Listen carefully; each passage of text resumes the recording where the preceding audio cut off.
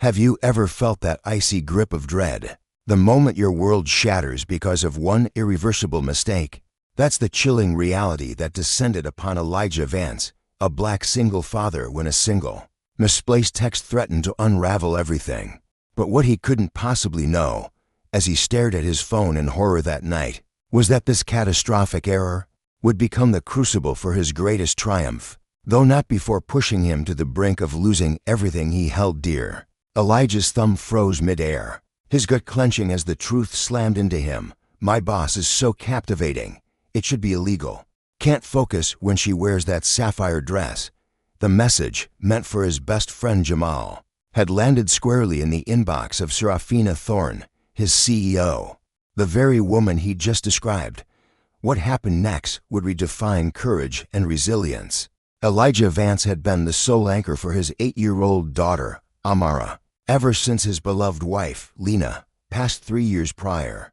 Balancing the relentless demands of full-time fatherhood with his high-stakes role as a senior creative director at Thorne Media Group, romance was a distant galaxy until Serafina Thorne took the helm as CEO 6 months ago.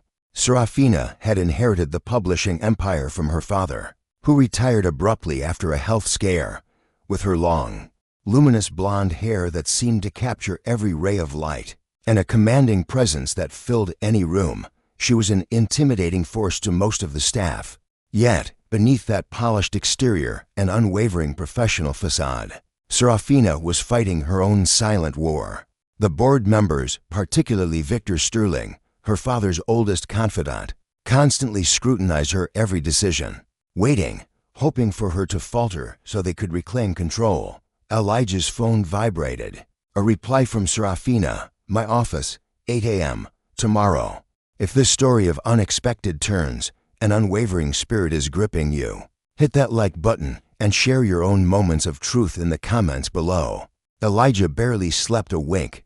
By dawn, a cold certainty had settled in. He was about to be dismissed. His career, his family's stability, all gone. How would he explain this to Amara?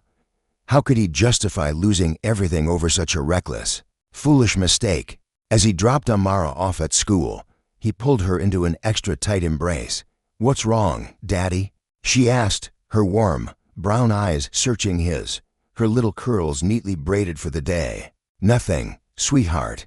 Just loving you a little extra today, more than yesterday, she giggled, a sound that always melted his heart. Always more than yesterday. He whispered, forcing a smile. The towering glass and steel of Thorne Media Group loomed before him, a monolithic judgment. Elijah's dark hands were clammy as the elevator ascended to the executive floor. Serafina's assistant, a woman whose face betrayed nothing, gestured him straight in. Serafina sat behind her expansive desk, the morning sun blazing through the floor-to-ceiling windows, casting her in a powerful silhouette. She wore a crisp white power suit, her hair pulled back in a severe, sleek ponytail. Her expression was an impenetrable mask. Close the door, Elijah. He obeyed, his movements stiff, then stood awkwardly, unsure if he should sit. About last night's text. He began, his voice a strained whisper. I am profoundly sorry. It was utterly unprofessional. A grave error in judgment. Sit down, she interrupted, her voice cool, controlled. Cutting through his apology like a surgical blade, Elijah sank into the chair, bracing for the inevitable axe. I have a proposition for you, Serafina stated, sliding a thick folder across the polished desk. The Aegis Global campaign. They're demanding a radical new approach. I want you to lead it.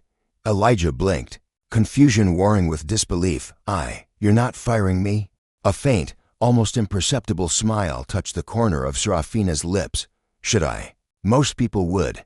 I'm not most people, Elijah. You are one of our most brilliant creative minds. Your personal observations about my wardrobe choices, while undeniably inappropriate, do not diminish that fact. A tidal wave of relief washed over Elijah, immediately followed by a flush of embarrassment. Thank you. It won't happen again. See that it doesn't, she replied. But there was a flicker in her eyes, a spark of something akin to amusement, that made his heart skip a beat. The Aegis Global presentation is in 2 weeks. Don't make me regret this decision. What Elijah couldn't fathom was that Serafina had her own profound reasons for keeping him, reasons that would soon test the very foundations of their professional boundaries and challenge their hearts in ways neither could have ever imagined. The Aegis Global campaign consumed Elijah's every waking and sleeping moment. He was driven by an unyielding resolve to prove himself worthy of the extraordinary second chance Serafina had bestowed upon him. Meanwhile, Amara was grappling with her own silent battles. Her teacher, Ms. Albright, called to report Amara had been getting into arguments with classmates. She misses her mother, Elijah explained. During their parent-teacher conference, the anniversary of Lena's passing is approaching. She needs stability, Mr. Vance, and perhaps some consistent female guidance in her life, Ms. Albright suggested.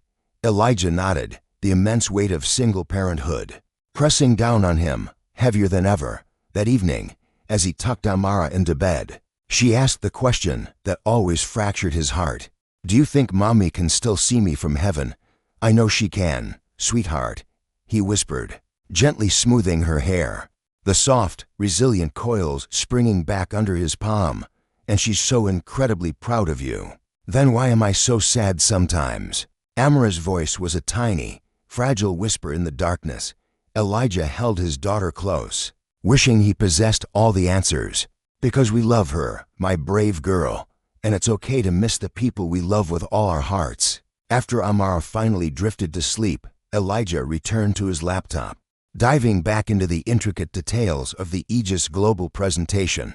At midnight, his phone buzzed, a text from Serafina. "How's the campaign progressing?" He hesitated, his fingers hovering, before typing, "Making progress, still at it." Her reply came swiftly. "Don't burn yourself out, Elijah. We need you at your absolute best." The simple exchange left Elijah staring at his phone, a whirlwind of questions in his mind. Was it merely professional concern, or was there something more profound stirring beneath the surface? And why, he wondered, did it matter so deeply to him? If this journey of resilience and unexpected alliances is resonating with your spirit, remember to like, share, and subscribe for more stories that ignite change. Please subscribe to witness more stories of resilience and triumph. Your support fuels the fight for justice. The day of the Ethel Corp presentation dawned, heavy with expectation. Elias Vance had barely slept, every detail of his revolutionary vision meticulously refined. The grand conference room buzzed, filled with Ethel's formidable executives, the board, and their own leadership team. Senator Thorne, a man whose influence cast a long shadow, leaned in close to Dr. Anya Sharma, his whispered words making her jaw clench, a flicker of defiance in her eyes. Elias began, his voice a steady beacon of confidence. But halfway through, Thorne's voice cut through the air like a whip. "This approach is reckless. Dr. Sharma, Ethel Corp's legacy is built on tradition, not radical gambles." Before Elias could defend his work, Enya's voice, calm yet steel-edged, resonated. "Precisely why they sought us, Senator. Their bleeding market share to agile, innovative competitors." Thorne's eyes, cold and calculating, narrowed. "I've navigated these waters longer than you've drawn breath, Anya. The board has. Concerns about your judgment lately." The air in the room crackled, thick with unspoken threats. The tension was a palpable weight, pressing down on everyone. Elias watched, a surge of admiration rising, as Anya straightened her shoulders, her posture unyielding. Her expression remained serene, but her eyes blazed with an unshakable resolve. "Then let the clients decide," she declared, turning to the Ethel Corp team, her gaze unwavering. "What do you truly think of the direction Elias has proposed?" To the astonishment of all, Ethel's CEO broke into a wide, genuine smile. "It's exactly what we've been searching for. Fresh, bold, yet it honors our core values. We absolutely love it." The meeting concluded with a flurry of handshakes and congratulations, a victory snatched from the jaws of doubt. As the room slowly emptied, Anya caught Elias's eye, offering a small, knowing nod of approval. It was a silent acknowledgement of their shared battle, a reward far more profound than any financial bonus. Later that afternoon, Senator Thorne cornered Elias in the break room, his voice a low, venomous hiss. You think you've won her over, don't you, Vance? Excuse me, Elias replied, genuinely confused. Dr. Sharma, I saw how you looked at her. But let me offer some seasoned advice, Thorne continued, his smile devoid of warmth. She isn't interested in office dalliances. She's interested in saving this company from her own inexperience. Don't mistake professional courtesy for something more, Elias. Elias felt a hot flush creep up his neck, a mix of anger and indignation. I don't know what you're implying. Our relationship is strictly professional. Thorne let out a chilling, humorless laugh. Keep it that way. The board is scrutinizing her every move. One misstep, and we'll have cause to vote her out. Don't you dare be that misstep, Vance. The warning left Elias shaken to his core. Was he that transparent? And more importantly, was his burgeoning admiration inadvertently jeopardizing Enya's precarious position? That evening, as Elias worked late, lost in thought, Anya appeared in his office doorway, a soft light in her eyes. We should celebrate the Ethel win, she suggested, a faint smile playing on her lips. Dinner tomorrow night. Elias's mind reeled with Thorne's chilling words. I don't know if that's a good idea, Dr. Sharma. Enya's expression shifted, almost imperceptibly, a flicker of disappointment. It's just dinner, Elias, to thank you for your exceptional work. I appreciate that, but he hesitated. I have Lena to consider. Bring her, Anya suggested, her smile returning, genuine and warm. I'd love to meet her. The invitation surprised him, disarming his defenses. You would, of course, we can find somewhere kid-friendly. And so, against his better judgment, Elias agreed. What he didn't realize was that this seemingly simple dinner would ignite a chain of events, forcing both him and Anya to confront their deepest desires and the immense risks they were willing to take to achieve them. If you're invested in Elias and Enya's journey, if you believe in fighting for what's right, give this video a thumbs up and share it with someone who champions the underdog. The restaurant Anya chose was a sanctuary of warmth and elegance, yet welcoming, with a special menu just for children. Lena, radiant in her favorite purple dress, was on her best behavior, though she eyed Anya with a curious, 8-year-old suspicion. So, you're my daddy's boss? She asked bluntly, as they waited for their food. Anya smiled, a genuine warmth radiating from her. I am, and your dad is one of my most brilliant and valuable team members. He works too much, Lena declared, a hint of childish complaint in her voice. Sometimes he falls asleep on the couch with his computer. Elias felt his cheeks warm with embarrassment. Lena, it's quite all right, Anya laughed, a melodic sound. I probably work too much too. Do you have kids? Lena asked, her innocent gaze unwavering. A fleeting shadow crossed Enya's face. No, I don't. Why not? Don't you like kids? That's enough questions, Lena. Elias intervened gently, but Anya shook her head. I love children, actually, she told Lena, her voice soft. I just haven't found the right time or the right person to have them with. Something in her tone, a quiet vulnerability Elias hadn't witnessed before, made him look at her more closely. The evening unfolded with surprising ease. Anya was wonderful with Lena, engaging her with genuine interest, asking about her school and friends, listening intently to her 8-year-old perspectives. By dessert, Lena had officially declared Anya pretty cool for a grown-up. As they walked to their cars afterward, Lena skipped ahead, leaving Elias and Anya a precious moment alone. Thank you for tonight, Elias said, his voice sincere. Lena doesn't warm up to people easily, not since her mom passed. Enya's eyes softened with profound empathy. She's a remarkable little girl, Elias. You're doing an incredible job with her. Some days, I'm not so sure, he admitted, a rare glimpse into his struggles. That's how you know you're a good parent, she said gently, her hand briefly, reassuringly, touching his arm. You worry about whether you're doing it right. Their eyes met, and for a suspended moment, Elias forgot all the reasons Thorne had given him, all the reasons he shouldn't be falling for his boss. Then Lena called for him, her voice a joyful chime, breaking the spell. Good night, Dr. Sharma, he said, stepping back, the unspoken words hanging in the air. Good night, Elias, she replied, and he could have sworn there was a profound regret, a quiet longing, in her voice. The next morning, Elias arrived at work to find the office buzzing with a palpable tension. A storm brewing. Senator Thorne stood in Enya's office, his voice raised, sharp and accusatory, easily audible through the glass walls. Anya stood her ground, her posture rigid, yet imbued with an unshakable dignity. Elias's assistant leaned over, her voice a hushed whisper. "A board meeting was called this morning, Elias. The rumor is they're challenging Dr. Sharma's leadership." Elias felt a fierce surge of protectiveness, a primal instinct to defend her. He knew Anya was more than capable of handling herself, but this felt different. This was a direct assault, not just on her, but on the future they were trying to build. The battle for the company's soul, and Enya's vision, had just begun. Herself, but a fire ignited in Darius. He hated seeing her undermined, especially as a black man in spaces like this, where whispers of doubt and coded language often sought to question who belonged. When the venomous drone of Richard's voice finally faded, Darius waited a respectful beat, the silence heavy with unspoken tension. Then, a soft knock on Sophia's door. "Everything okay?" he asked, his voice a low rumble of concern. She looked up, her professional mask, a fortress built of steel, and composure, firmly in place.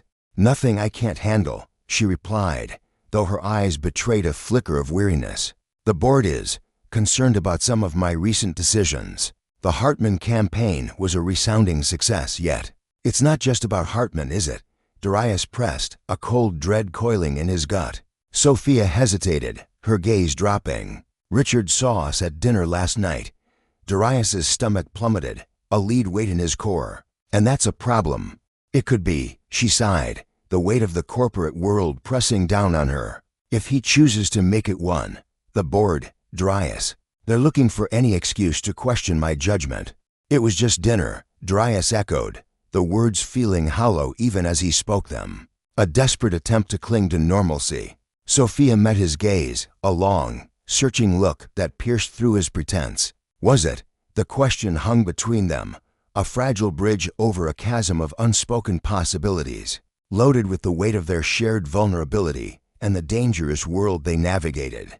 Before Darius could answer, his phone screamed, a jarring intrusion. Amra's school. His daughter had fallen on the playground and needed to be picked up.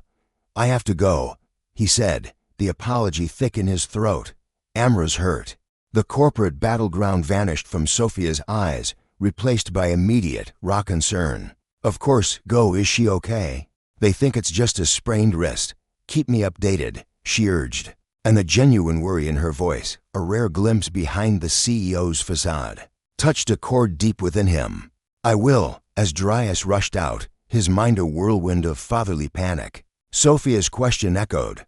Was it just dinner? The truth was, it hadn't been. Not for him. And based on the silent language in her eyes, not for her either. But with Richard Blackwood's shadow looming over their every move, and Amra's future to consider, what could they possibly do about it? If you're on the edge of your seat, heart pounding, wondering what happens next, hit that subscribe button and join our community. Don't miss a single beat of this fight for justice and connection. Amra's injury was indeed just a sprain, a small mercy in a world of larger battles. But the doctor recommended she stay home from school. The next day, Darius called the office, his voice tight with paternal care, to say he'd be working remotely. "Take all the time you need." Sophia told him, her voice surprisingly gentle. "Family comes first, Darius, always." The following day, as Darius helped Amara build a magnificent fort in the living room, her favorite sick day activity, a soft knock startled them. To his astonishment, Sophia stood on his porch, a vibrant gift bag clutched in her hand. "I hope this isn't overstepping," she said, a rare uncertainty in her voice, her gaze flickering. "I just thought Amara might like something to cheer her up." Darius, deeply touched by the unexpected gesture, invited her in. Amara's eyes lit up, her small face radiating pure delight at the present. It was a craft kit for making friendship bracelets. "Can we make one now?" she asked Sophia eagerly, her little hand reaching out. "If your dad doesn't mind me staying a while." Sophia replied, her eyes seeking Darius's permission. He should have said no. He should have maintained the rigid professional boundaries that defined their world. Instead, A warmth spread through him, and he heard himself say, "We'd love that." The afternoon unfolded in a way Darius couldn't have possibly imagined. His formidable CEO, Sophia Reynolds, sitting cross-legged on his living room floor, her elegant hands guiding Amara's small fingers to create colorful bracelets. She laughed at Amara's innocent jokes, her own childhood stories spilling out, painting a picture of a life beyond boardrooms. In those precious hours, she wasn't Sophia Reynolds, the CEO battling systemic prejudice. She was just Sophia, a woman with a gentle smile, her eyes holding a genuine affection as she looked at his daughter. A framed photo, a testament to enduring love and resilience, sat on a nearby shelf. Darius, his beloved Keisha, and baby Amara, a beautiful black family, watching over them like a quiet witness to how far they'd come. The silent testament to a journey of love, loss, and unwavering spirit. When Amara finally tired, her small body succumbing to sleep, Darius and Sophia moved to the kitchen. "Coffee," he offered, the word a soft invitation. "Please." She leaned against the counter, watching him, a thoughtful expression on her face. "You have a lovely home, Darius. It feels lived in, happy." "We try," he said, handing her a warm mug. "It hasn't always been easy, not since Keisha died." He paused, a shadow passing over his face. "But Amara and I, we're figuring it out. She would be incredibly proud of you both," Sophia said softly, her voice laced with a profound empathy. Darius looked at her in surprise. "That's exactly what I tell Amara." He met her gaze. "Because it's true." Sophia took a slow sip of her coffee, then set the mug down. "Darius, about yesterday." Her voice was low, vulnerable. "I shouldn't have put you in that position. Asked you if it was just dinner. That wasn't fair." "Why not?" he challenged, his heart pounding. "Because I'm your boss. Because there are complications. Because Richard Blackwood is looking for any reason to undermine you," Darius finished, the unspoken truth hanging heavy. She nodded, her jaw tight. "Among other things." "What other things?" Sophia set down her mug, her eyes locking with his, raw and exposed. "I like you, Darius, more than I should, and it scares me." The admission hung in the air between them, honest, vulnerable. A fragile truth in a world of calculated moves. "It scares me too," he confessed, his voice barely a whisper. "Not just because you're my boss, but because I haven't felt this way since Keisha. I didn't think I could." Sophia took a hesitant step closer, her gaze searching his. "What do we do about it?" "I don't know," Darius admitted, his hand reaching out, then hesitating. "But I do know that I'm tired of pretending I don't feel something when I do." Their eyes met, a silent conversation passing between them, and for a fleeting moment, it seemed like they might bridge the vast, dangerous gap. Then Darius's phone screamed again. Richard Blackwood's name, a venomous red, flashed on the screen. The fragile spell shattered. Sophia stepped back, her face hardening. "You should get that," Darius answered, and Richard's smug, triumphant voice filled the quiet kitchen. "Emergency board meeting tomorrow morning, Darius. Sophia's leadership is being formally challenged. Thought you should know, since you do seem close." After he hung up, the silence was deafening. Darius relayed the message to Sophia, whose face had gone stark white. "I need to go," she said, her voice tight with a fierce resolve, already gathering her things, her mind racing. "I have calls to make, preparations." "Let me help," Darius offered, stepping forward. She paused at his door, her hand on the frame, her eyes meeting his. "You already have, Darius. More than you know. Take care of Amara. I'll handle this." But as she left, her silhouette disappearing into the twilight, Darius knew, with a certainty that resonated deep in his bones, that he couldn't just stand by. Sophia had given him a second chance when most would have fired him. She'd shown unwavering kindness to his daughter, a beacon of light in their grief, and somewhere along the way, she'd awakened parts of his heart he thought had died. With Keisha, that night, after Amara was finally asleep, Darius made a decision that could cost him everything, but would define who he truly was, but might just save what mattered most. If you're rooting for Elijah and Anya to overcome the odds, hit that like button and share this story. The Vanguard Foundation's council chamber was a crucible of tension. The next morning, Elijah Vance sat at the back, a quiet observer, having arrived early. Council members filed in, their faces grim, followed by Senator Maxwell Thorne, who paused, a venomous smirk playing on his lips as he spotted Elijah. "Come to witness the fall of the Queen, Vance," Thorne hissed, passing by. Dr. Anya Sharma entered last, a vision of unwavering resolve in a tailored sapphire suit, her expression a carefully constructed mask that betrayed none of the raw vulnerability Elijah had witnessed just hours before. She nodded professionally to everyone, her gaze lingering on Elijah's for a fraction of a second longer than protocol allowed. "Let's begin," she stated, taking her seat at the head of the polished mahogany table. Thorne wasted no time. "The Council has grave concerns regarding recent leadership decisions that jeopardized the Foundation's integrity and mission. We believe a vote of no confidence is not only warranted, but essential." "On what grounds?" Specifically, Senator Anya asked, her voice a calm, steady current against the rising tide of hostility. "Risky, unproven initiatives, questionable personnel appointments," and Thorne paused, his eyes sweeping the room for maximum effect. "Inappropriate personal relationships that compromise professional judgment and the Foundation's reputation." A collective gasp rippled through the chamber. All eyes snapped to Elijah, then back to Anya. "If you are referring to my dinner with Elijah Vance and his daughter, Maya," Anya said, her voice unwavering, "that was a professional courtesy to thank a dedicated team member for securing the vital community uplift grant. A grant, I might add, that has already exceeded our quarterly projections by 15% and brought unprecedented hope to our communities." "It's more than that," Thorne insisted, his voice dripping with insinuation. "Sources confirm you visited his home yesterday." Elijah stood, his presence commanding, unable to remain silent. "Yes, she did, to bring a get-well gift to my 8-year-old daughter, Maya, who was recovering from a fall." "If that's your definition of inappropriate, Senator Thorne, then perhaps your values don't align with the compassion and community this foundation was built upon. Mr. Vance, you are not a council member," Thorne snapped, his face contorting in rage. "And you have no standing here, actually," Elijah said, his voice resonating with quiet authority as he pulled out a slim, leather-bound folder. "I believe I have something profoundly relevant to this discussion." He distributed copies of documents to each stunned council member. "These are encrypted communications between Senator Maxwell Thorne and rival organizations dating back 6 months. He has been actively undermining Dr. Sharma's leadership, leaking sensitive strategies, and attempting to sabotage critical community partnerships." Gasps erupted.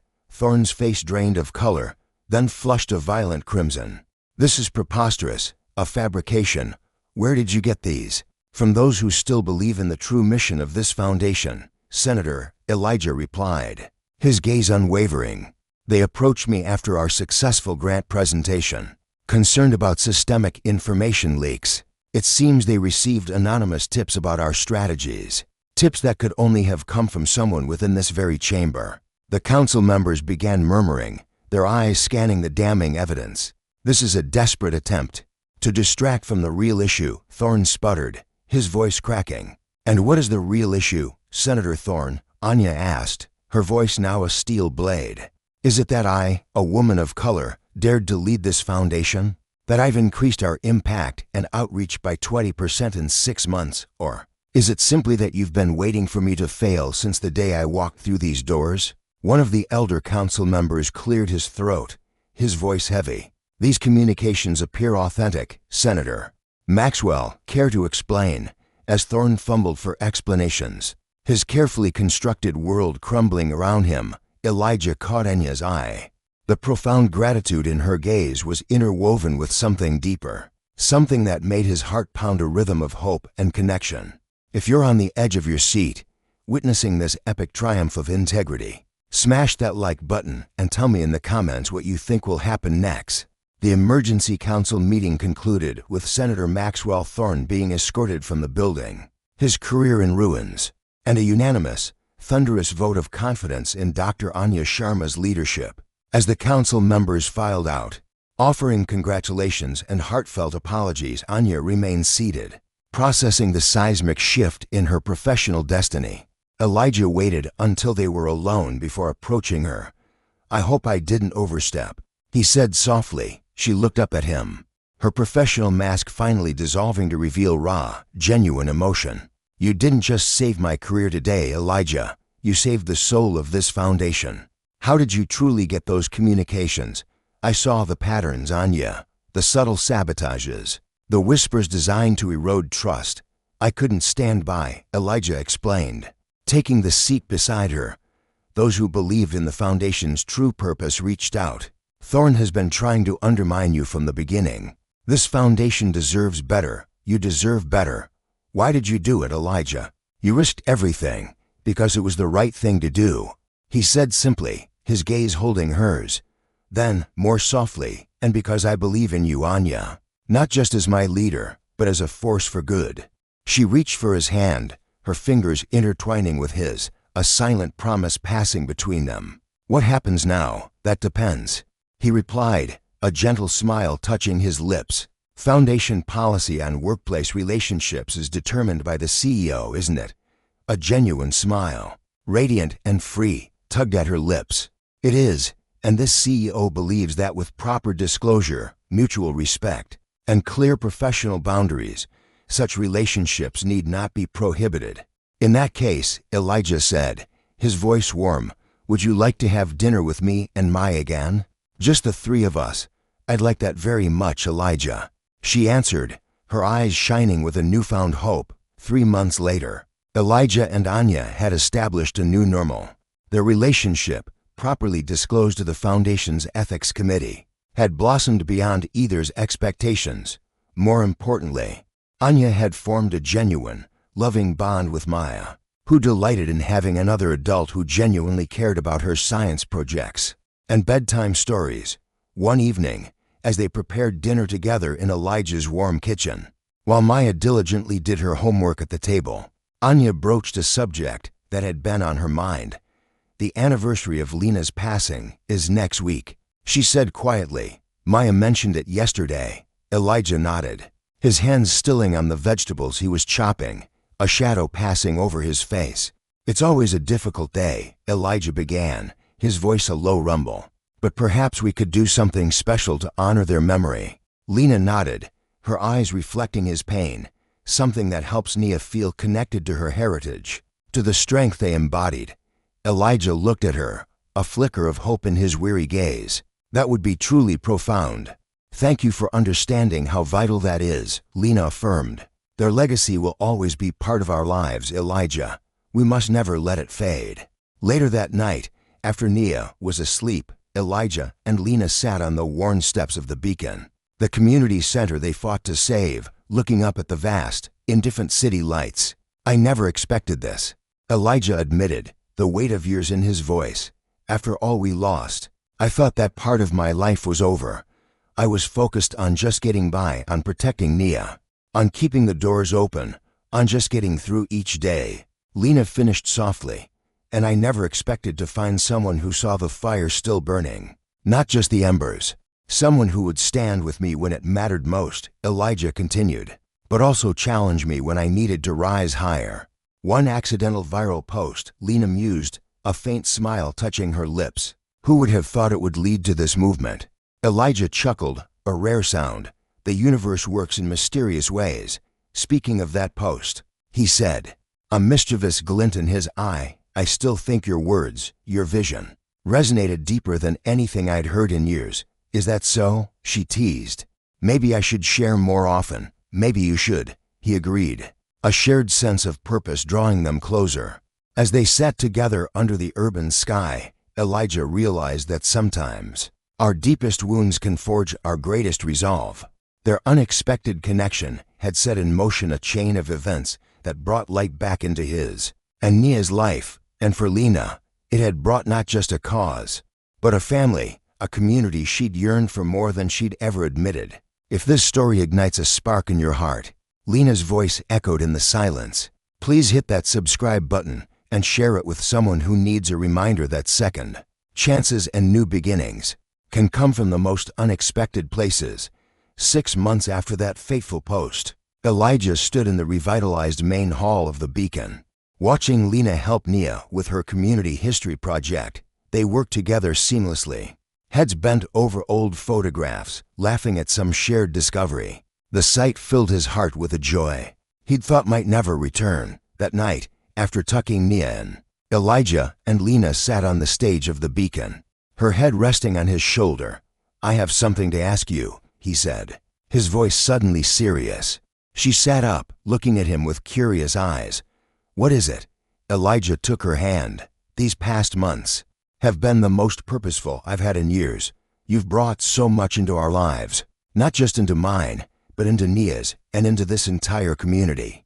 You've both done the same for me," Lena said softly. "I know it might seem fast," Elijah continued, "but when you know, you know."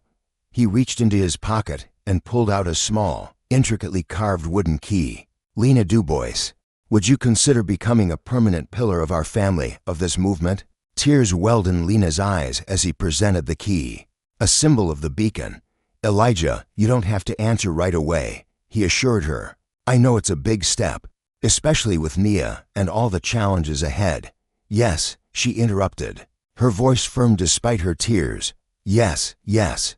I'll stand with you. Nothing would make me prouder than building this future with you and Nia, with our people." As they sealed their promise with a shared vision, Elijah marveled at how life could change in an instant, how one unexpected connection could lead to finding purpose again when he least expected it. The next morning, they told Nia over breakfast. Her reaction was pure joy, followed by practical considerations only an 8-year-old would prioritize. "Does this mean the Beacon will always be open?" she asked excitedly. "If that's okay with you," Lena replied, suddenly nervous about the little girl's approval. Nia considered this seriously. "Will you help me with my speeches and stuff?" Like a mentor would, Elijah held his breath, but Lena handled the question with grace. "I would love to help you with your speeches, and anything else you need," she said gently. "But Nia, I want you to know that I'm not trying to replace your ancestors. No one could ever do that. Their spirit will always be your spirit, and they'll always be in your heart." Nia nodded, processing this. "I think my ancestors would like you," she finally declared. "They always told me to be kind and brave, and you're both those things." Lena's eyes filled with tears as Nia came around the table to hug her. Over the little girl's head, she met Elijah's gaze, both of them understanding the precious gift they'd been given, a second chance at justice, and the opportunity to build something beautiful from unexpected beginnings. 1 year later, Elijah stood in the bustling courtyard of the newly expanded Beacon, watching community members arrive for their annual Unity Festival. Lena appeared beside him, slipping her hand into his. "Happy?" he asked. "Completely," she replied, leaning into him.